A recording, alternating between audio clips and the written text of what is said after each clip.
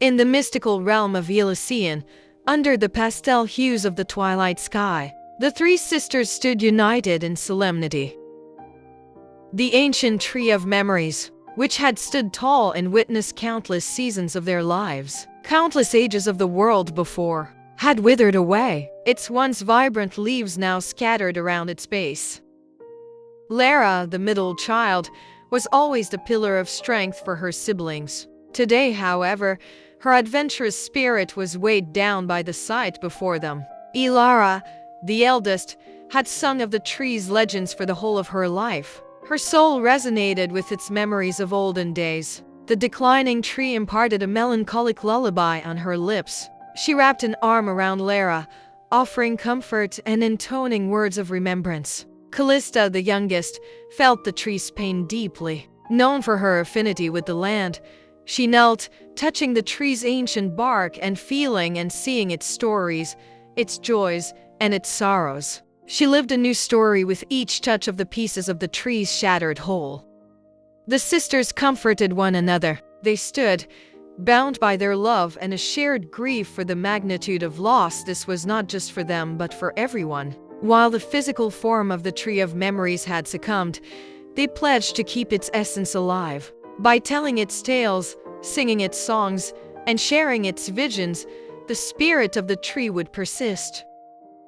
If the tree could no longer remember for Elysion, then they would remember in place of the tree that the world may never forget. As days turned to nights and seasons shifted, the three sisters became inseparable from the essence of Elysion. Lara recited the many tales of history to the pilgrims that came to find the knowledge of the tree. Lara sang the songs of Elysion to their visitors and to the land itself, lest it forget what is be of Elysion. Callista read the memories of plants and trees, land, and even once, a bottle of the sea filled with water, sand, and tiny life. She shared her visions with whomever was listening. She swiftly learned the magical arts to have a steady scribing spell, recording these visions for posterity. There were just so many wonderful stories that should be preserved that the girls' work was endless, as were the crowds that gathered to hear all the three might share with them.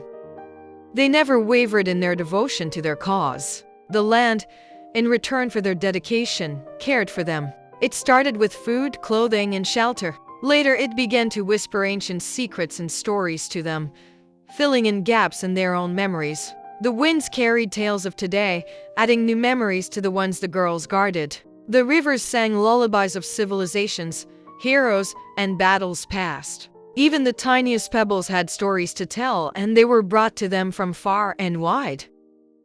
Recognizing their devotion, the king of Elysion, in a grand mystical event, chose them to act as celestial guardians. The sisters were transformed into divine deities, each embodying a unique aspect of memory. Lara became the goddess of courageous tales, adopting flame-red attire to symbolize the brave adventures of heroes past. Lara turned into the goddess of ancient songs, her voice echoing the melodies of time. Rainbow colors radiated from her as she ascended, reflecting the multitude of emotions a song can convey. Callista, adorned in earthy green with vine-wrapped stones as nature's form of jewelry, transformed into the goddess of nature's whispers, her touch bringing life to every memory that slumbered in the land. Together, they became the beating heart of Elysion, guiding its inhabitants and ensuring that no story, no matter how small or grand, would ever be forgotten. They stood as eternal sentinels, a testament to the enduring power of memories, stories, of sisterhood and familial devotion.